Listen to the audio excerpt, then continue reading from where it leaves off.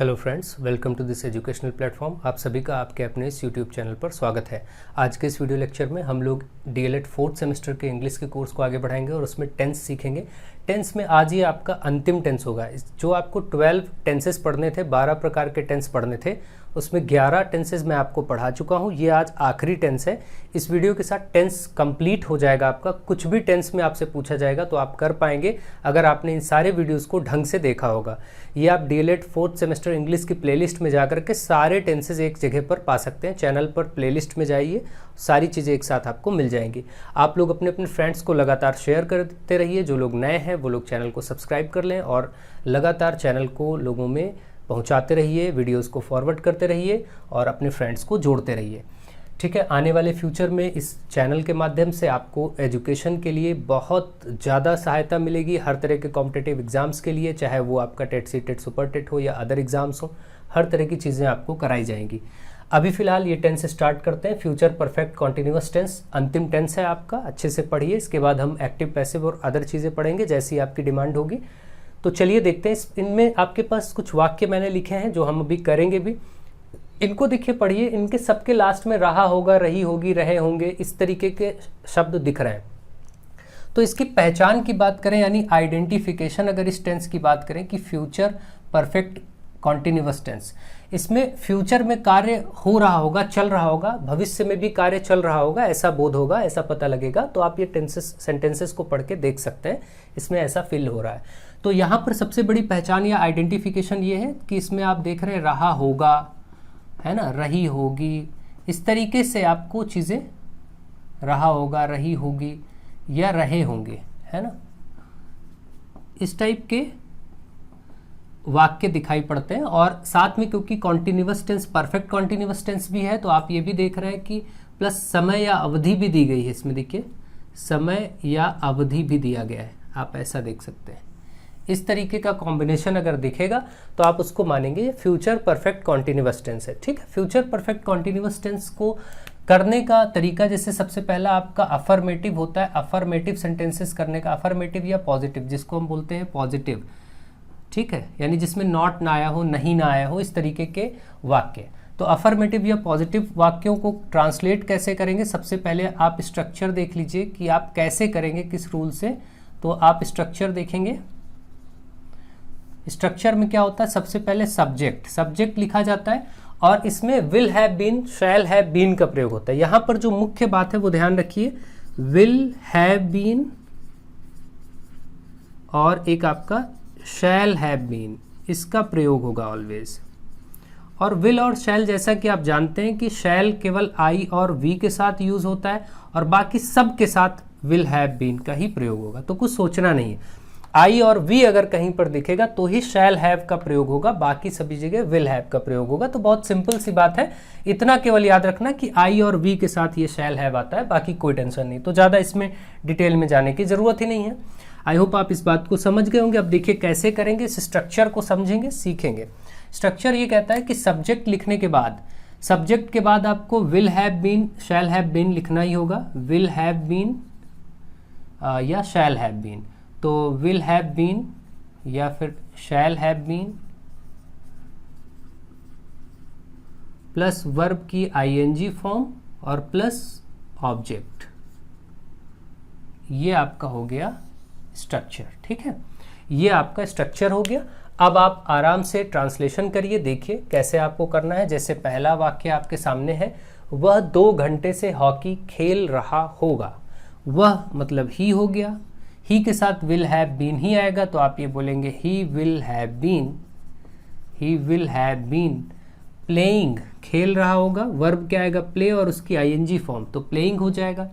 तो ही will have been, देखिए will have been और शैल हैव बीन में से हमने किसको सेलेक्ट किया, विल हैव बीन को, क्योंकि ही के साथ मैंने बताया केवल शैल हैव बीन तभी लगेगा जब आई होगा या वी होगा, बस इतना ध्यान रखना है, तभी शैल हैव बीन लगेगा, बाकी तो यही लगेगा। He will have been playing, क्या खेल रहा होगा, हॉकी।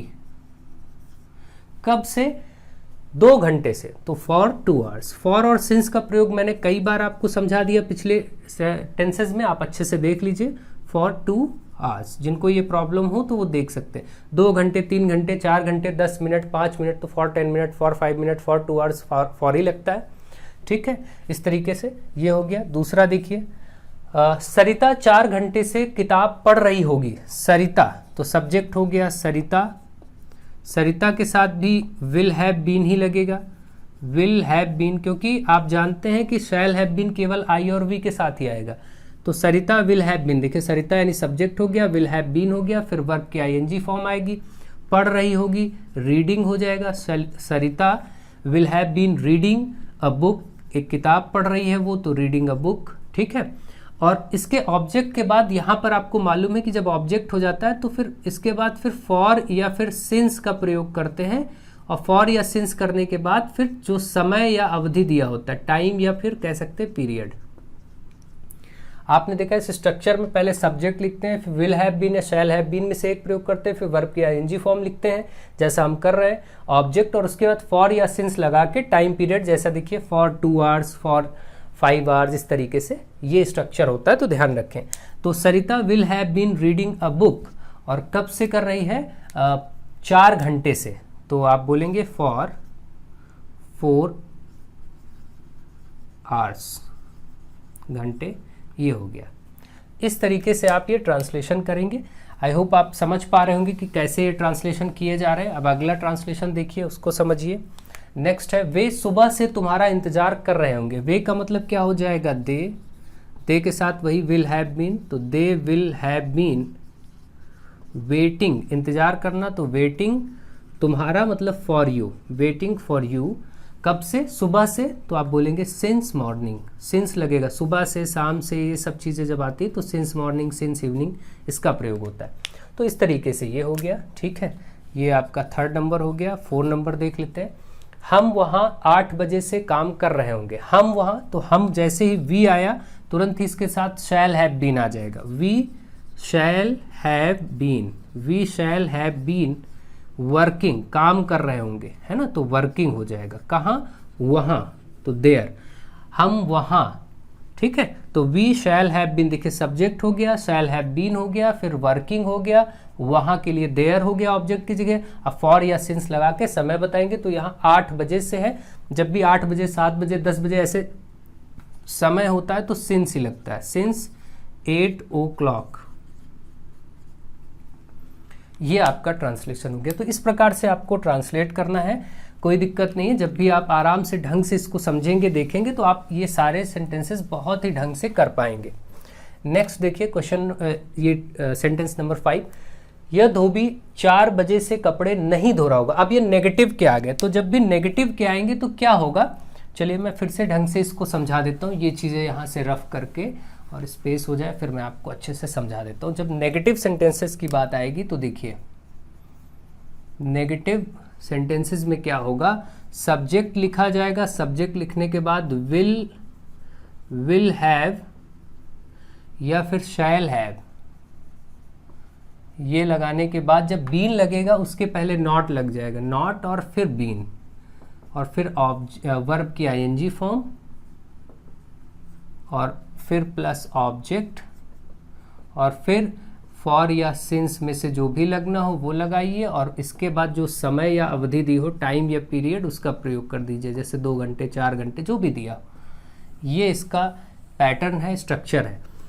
ठीक, अब देखते हैं करके। यह धोबी, यह धोबी मतलब दिस वॉशरमैन, धोबी को क्या कहते हैं, वॉशरमैन। दिस वॉशरमैन क्या कर रहा होगा, 4 बजे से कपड़े नहीं धो रहा होगा। तो विल नॉट और शैल नॉट में आपको मैंने बताया शैल तभी लगेगा जब आई और वी होगा, बाकी सब जगह विल ही लगेगा। तो this washerman will not have been, ऐसा होना चाहिए। सॉरी, यहाँ पर आप स्ट्रक्चर में इसको सही कर लीजिए, थोड़ा सा चेंज कर लीजिए।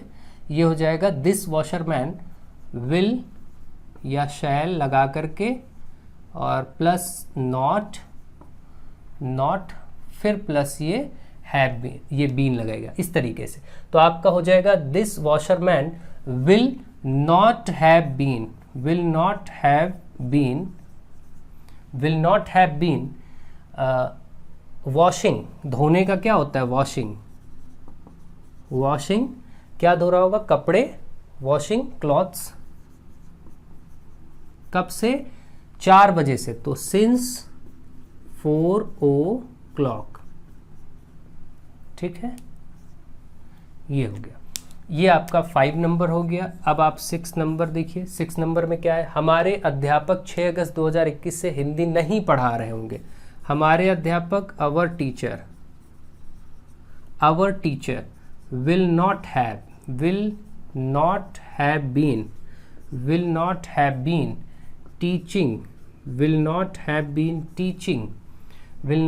been teaching क्या? Hindi. will not have been teaching Hindi कब से? 6 अगस्त 2021। जब भी ऐसी तिथि या सन दिया होता है तो सिंस ही लगता है, तो आप बोलेंगे सिंस 6 अगस्त 2021। ये आपका हो गया ट्रांसलेशन। तो इस तरीके से आपको ट्रांसलेशन करना होगा। ठीक है, आई होप आप 5 और 6 नंबर भी अच्छे से समझ गए होंगे कैसे करना है। नेक्स्ट आपका है 7, ये इंट्रोगेटिव सेंटेंस। अब देखिए इंट्रोगेटिव में क्या होगा। इंट्रोगेटिव में क्या होगा? सबसे पहले ये विल या शैल से ही शुरू होगा। विल या शैल, और फिर सब्जेक्ट, और फिर हैव बीन, और प्लस वर्ब की आईएनजी फॉर्म, प्लस ऑब्जेक्ट, और इसके बाद फॉर या फिर सिंस में से जो भी लगना है वो लगाइए, और फिर टाइम, जो भी समय या अवधि, पीरियड जो भी दिया हो, टाइम या पीरियड, वो प्रयोग करिए, क्वेश्चन मार्क। ये पैटर्न है। ठीक है, क्या वाले वाक्यों के लिए जब क्या से वाक्य शुरू होंगे, ये दोनों वाक्य, तो ऐसे देखिए क्या करेंगे। क्या तुम शाम से एक गीत गा रहे होगे? तुम है तो विल ही का प्रयोग होगा, क्योंकि मैंने बताया कि शैल का प्रयोग, आप इतना ध्यान रखिए, जहां भी शैल आएगा वो केवल आई और वी के साथ ही आएगा, बस इसको आप नोटिस रखिए बस। तो क्या तुम, तो विल ही लगना है, तो विल से स्टार्ट करेंगे भाई। विल यू, भाई विल और शैल में हो गया, फिर सब्जेक्ट यू, और फिर have been. Will you have been, will you have been क्या कर रहे होंगे? क्या तुम शाम से एक गीत गा रहे होगे? Will you have been singing a song. Singing verb की आईएनजी फॉर्म, अ सॉन्ग एक गीत। कब से? शाम से, तो आप क्या बोलेंगे? Since evening. मॉर्निंग इवनिंग जब आएगा तो सिंस लगेगा और क्वेश्चन मार्क, क्योंकि क्या था इसलिए। अगला, क्या मैं 6 बजे से, तो क्या मैं, तुरंत ही शैल आ जाएगा, क्योंकि आपको मैंने कहा आई और वी हो तो शैल लगाइए। तो शैल आई हैव बीन, क्या मैं 6 बजे से कॉफ़ी पी रहा हूँगा? अगर यहाँ नहीं होता तो नॉट लगा के वो भी अभी देख लेंगे, पहले इसको देखिए। Shall I have been drinking coffee कब से? 6 बजे से, तो सिंस 6 o'clock, 6 बजे से। अगर यही सेंटेंस नहीं में होता तो नॉट कहाँ लगता? हैव बीन के पहले नॉट लग जाता। मतलब तब आप ऐसे करते, क्या मैं 6 बजे से कॉफ़ी नहीं पी रहा हूँ, अगर इसको मान लें तो आप कहेंगे shall I not have been, shall I not have been drinking coffee. फिर क्या है? Since 6 o'clock। ये आपका हो जाएगा इस तरीके से। तो आई थिंक आपको ये बात समझ में आ गई होगी कि कैसे इन सेंटेंसेस को ट्रांसलेट करेंगे। अच्छे से आप इन सेंटेंसेस को ट्रांसलेट कर सकते हैं, कोई दिक्कत नहीं है। आप अच्छे से इसको ध्यान से देखिए, आप एक एक सेंटेंस ट्रांसलेट कर पाएंगे। नेक्स्ट देखिए आपका 9, 10 और 11। 9, 10, 11 के लिए अब आपका ये सेकेंड टाइप इंट्रोगेटिव है, जिसमें बीच में क्या, क्यों, कैसे, कहाँ आ जाता है। तो इसके लिए क्वेश्चन वर्ड से शुरू ही करेंगे। इनको हम क्वेश्चन वर्ड बोलते हैं, क्या, क्यों, कैसे, कहाँ, जो बीच में आते हैं। उसके साथ विल या फिर शैल, फिर सब्जेक्ट, फिर हैव बीन, फिर वर्ब की आईएनजी फॉर्म, ऑब्जेक्ट, और साथ में टाइम या फिर पीरियड, जो भी आपको समय या अवधि दी हो वो। देखिए इसमें बोला गया है वह 2 दिन से दफ्तर कैसे जा रही होगी। कैसे मतलब how will she have been going, कहाँ पर? गोइंग टू ऑफिस, दफ्तर के लिए ऑफिस हो गया। कब से क्या बोला गया है, 2 दिन से, फॉर 2 days। ये आपका हो गया 9 नंबर ट्रांसलेशन। फिर अब 10 नंबर देखिए, आप सोमवार से यह पत्र क्यों नहीं लिख रहे होंगे। नहीं जब भी आएगा तो बस हैव बीन के ठीक पहले आएगा, ध्यान रखिएगा। तो यहाँ से आप क्या करेंगे, क्यों नहीं मतलब why will you not have been. देखिए हैव बीन के पहले ही हमने क्या किया, नॉट लगा दिया, ठीक है।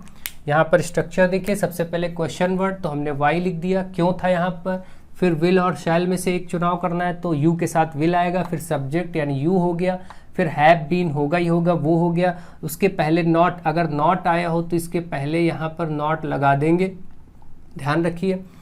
तो आपका हो गया why will you not have been, क्या कर रहा होगा, सोमवार से यह पत्र क्यों नहीं, यह पत्र। तो why will you not have been writing this letter, यह पत्र है इसलिए दिस लेटर। कब से, सोमवार से, तो आप लिखेंगे सिंस मंडे। सोमवार मंगलवार कोई भी दिन ऐसे दिया गया होगा तो आप उसको सिंस लगा के लिखेंगे, ठीक है। अगला देखिए लास्ट में 11 नंबर, लास्ट, तुम कल से कहाँ रह रहे होगे। कहाँ के लिए आप क्या लिखेंगे, where will you have been living. रह रहे होंगे मतलब लिव मतलब रहना होता तो लिविंग हो जाएगा। Where will you have been living, कब से, कल से, तो सिंस टुमारो। ये हो गया आपका ट्रांसलेशन। इस तरीके से आपको फ्यूचर परफेक्ट कॉन्टिन्यूअस टेंस आराम से समझ में आ गया होगा कि कैसे करना है। आप लोग सारे फ्रेंड्स को लगातार जोड़ते रहिए। आपका टेंस इसके साथ समाप्त हो गया। लगातार वीडियोस को शेयर करते रहिए। So thank you to all of you.